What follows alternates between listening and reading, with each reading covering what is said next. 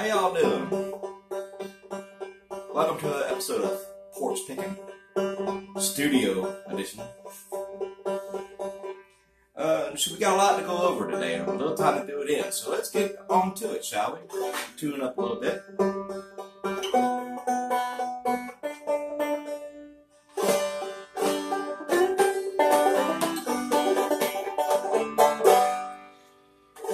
So let's go over the fretting strum together. We know the drill by now. It's quarter note 2/8 notes.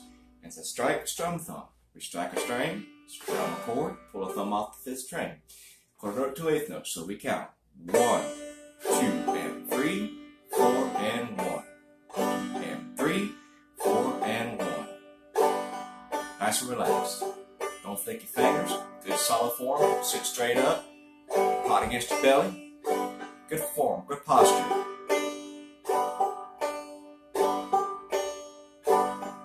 Let's do the scale, the G major scale that we learned last week.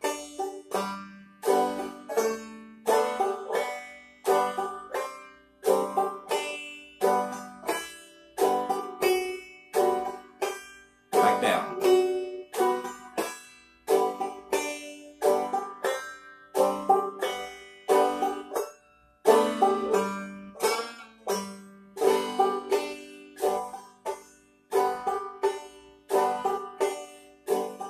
Today I want to talk a little bit about a few things, really. I'm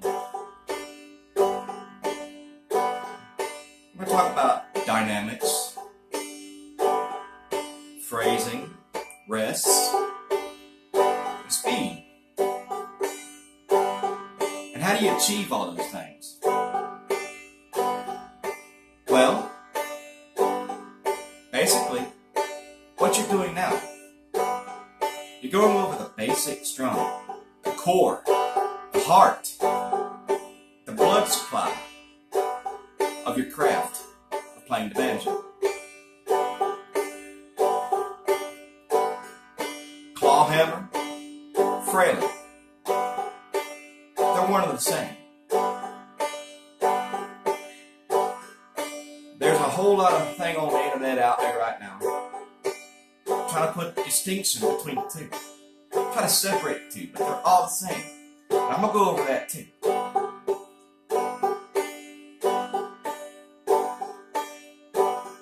You achieve speed through familiarity. The wise man Patrick Costello,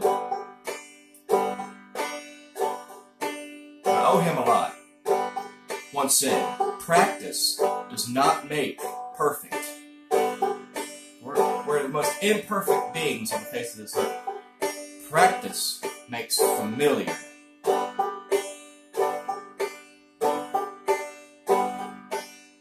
So you practice this to the point, way past the point, to where a rational person would have given up. You push yourself through the same struggle, through the same practice, through the same mundane rhythm, until you start achieving dynamics. Really soft, really loud, soft. I didn't have to stuff a banjo pot. There's nothing I was doing with my left hand to do this. You achieve all this, and all that, and more through this hand, with one rhythm. I was going through this morning, when I was making the notes for this video. I went through and I started to scroll down some of the banjo forums and the banjo hangouts to see what these so-called experts and so-called professionals had to say about the differences between claw hammer and fraile. And I stumbled upon quite a few of them. Some of them were, like, on my point of view, they're both the same. You know, it's just how you approach it. But I come across something that I had to laugh. And you gotta check this out. Go and do a Google search when you get down here. do some homework, and you'll see just how ridiculous sometimes these people can be. They go on and on and on and on and on. I mean, it just went on and on and on and on and on and on about the differences. What they felt made the differences. And there's one that I went through that stood out amongst all of them. His first description, well, you know, frailing. If you look up the word frail in the Webster's dictionary, frail means weak. So it's just a simple brush and a strum across the strings. A claw hammer is more pronounced, more perpendicular with your finger and your picking patterns over the neck. More of a hammer style. And I actually wrote this down word for word. When I made my notes today, got to the part of his little paragraph that he was going on about. I ain't gonna name names. Not here to do that, but it's on there. You can Google this. It's on the banjo forums out there. Google clawhammer versus frailing. Go down a little bit until you see banjo hangout. And you'll see frail is weak, all this other stuff. It'll be right there. Click on it, read, and scroll down each one of these, what these people were going on about. Got one. I even put it in quotations so I can read this to you. Yeah, well, after he got done his whole spiel about the frail being weak and all this, and somebody told me years ago, I don't know how he sounds, this is the voice I'm going to give you, that my playing sounded more folk than appellation. Okay. Gets better. To remedy that, you need a remedy. He fixed the problem. To remedy that, I just clenched my fist a little more and struck the strings more hammer-like. And there's that sound, talking about that claw hammer sound.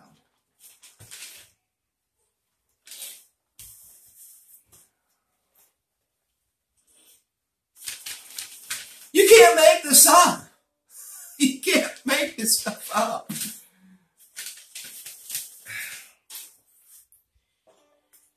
You can do, yes. One thing I will agree with that statement is you could do different things with your picking hand to get different sounds, to change your phrasing. Dynamics. Play soft. Play soft. Warm, softer tone. Closer to the neck. Brighter. Crisp tone. Closer to the bridge. But I'm guessing he wanted to sound more Appalachian than folk, so he had to find a remedy to that by clenching his fist a little harder for that hammer-like sound. And I even put down here, moral here is just, listen, you can read them if you want to. I'm not going to discourage you from doing whatever you like. Google search banjo hangouts. Hang on there if you want to. Go in there and talk to these people, but do me a favor. Take what people say on there with a huge grain of salt. Okay? Because they will lead you more confused than it was when you first got started. Okay? And nobody has time for that. So let's get into the dynamics. We're going to explore rests and what you could do with those rests. A rest is a moment of silence with a note value attached. Like, say for instance, strike, strum, thumb. Okay, but what if you want to rest the strum?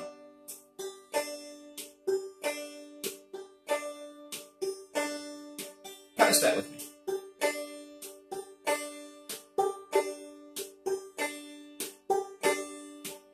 What if you want to rest the strike?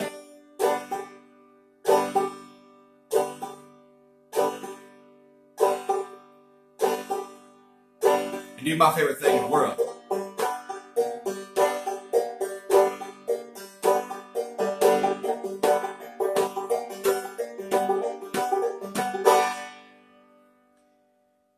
You can do whatever you want. Put rest in there. Change it up. And just by changing the beat just a little bit, it's a scotch. You can change the phrasing.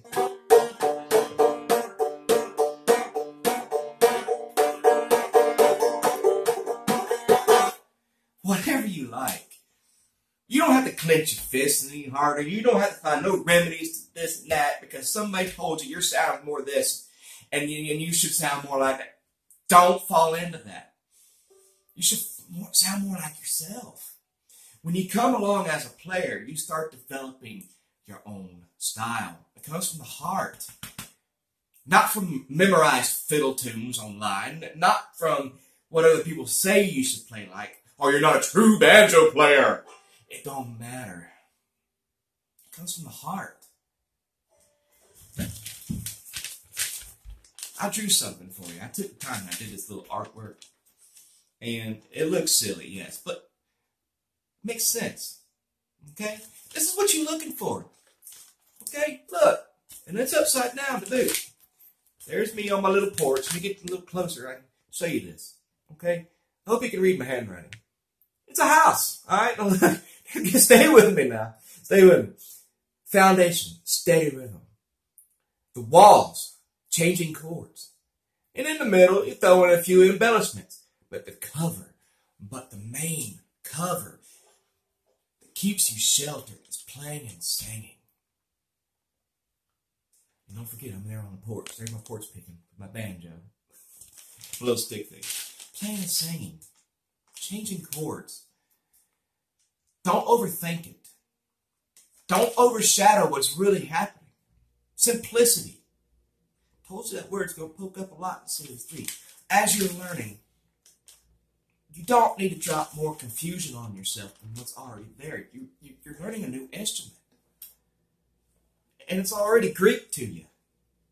So stay away from forums and stuff of that nature. That's just going to leave you more confused. Because what you have on there are people, and I'm not trying to say that they don't love to play music or play banjo. It's not. But what you have is people that are very opinionated, one side to the other, who think that, some of them think that banjo should just be stuck to this single finger notes, no chords, or your finger has to be a certain way over the Why overthink it that way? Because the more you add to it, well, is my finger sitting in the right direction? Am I hitting the right string? Am I doing this? You're adding more to yourself than what you really need. Just breathe. Take the confusion out. Take a step back. Strum the rhythm that you already know. Play. Now let's sing a song together. And we'll just start out simple. Ready? Go. There's a big old walnut tree down the road here for me, where you lay down $1 or two. Then you go round the bend, then you come back again. There's a jug full of good old Mountain Dew. Well, they call it that old Mountain Dew. And them that refuse are few. And I'll hush up my mug if you fill up my jug with some good old Mountain Dew. Now if you practice the song like that for a while, speed it up. And add a hammer on it. There's a big old walnut tree down the road here for me, where you lay down $1 or two.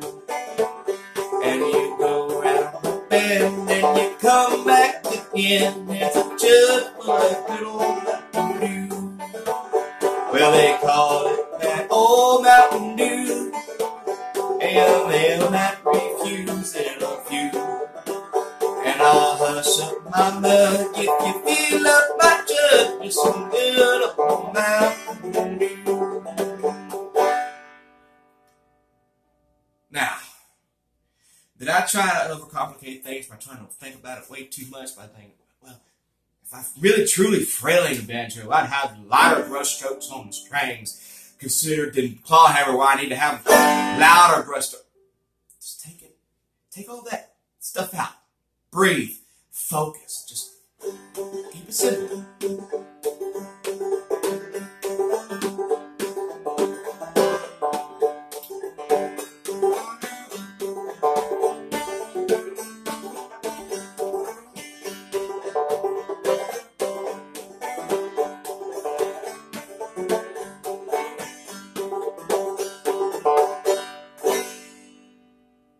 Simplicity. Folks, I'm not lying here. Simplicity. Just keep it simple. Steady rhythm. Change the chords. Sing. Now, I have a couple things I need to go over with y'all, too. The next few weeks, and I know I really just got started with Series 3, but the next few weeks, I'll put the banjo up here and grab my notes I did make, so that way I can remember everything I needed to tell y'all today. Put that back there. Got my calendar here, too. It's all scribbled in. This will be the last official banjo lesson for a few weeks. My boss thinks he's entitled to a vacation. Come on, man, really? But anyway, so he's going on vacation. So I got to cover him starting the 3rd of next month. And I ain't going to get a day off again until the 16th. I'm going to be working 2 weeks straight, no day off, probably late days. So I'm going to be dog tired, kind of run down. So I hate to say it, but the last thing I want to do is probably film a banjo video. I'm sorry. I know that sounds terrible. But, so I know I told y'all that the setup videos were going to be this week. I did my wife's guitar. Kimberly, bless her heart, she's been working really hard, helping me edit those videos while I'm at work. She's been editing. She already has part 2 edited out. I don't know how to talk. Enunciation. She has it edited already. So we're just ready to wait to edit part 3 to that. So what I'm going to do is, instead of doing banjo lessons for the next few weeks, I'm going to have those parts uploaded. Part 1 will be up on the 3rd, August 3rd. Part 2 to that video will be up August 10th. You know, all these are Fridays. And then the part 3 of the setup video will be on August 17th. Now, Porch Pickin wouldn't be back on August 24th, but I'm going to push that back a day because on August 25th would be the 1-year anniversary of Porch Pickin, which is a Saturday. And not only is it the anniversary of Porch Pickin, but it is also International Music on the Porch Day. So me and Kimberly and the kids, we got something in the works. We're going to be playing a Rainbow Connection from the Muppet movie. We love that song. We love that movie. And we're going to, play on the porch. That's what it's about. And plus, anniversary of Porch Pickin. So I'm going to try to have the very first Porch Pickin video ever uploaded. I got to get it off of Facebook because, as some of y'all might know, it was on YouTube, but it got pulled down. But I do have actually archived on a separate page on my Facebook account. And I can get it, hopefully, I'll probably have to download that to the computer and then make it MP4 and be able to get it to YouTube again. But I'll try to have it uploaded that day too, on the 25th, August 25th. Now, as far as the guitar lessons, those will be postponed as well. By July 30th, which is this upcoming Monday, will be the last guitar lesson until, flip the calendar again, August 27th. The guitar lessons will pick back up.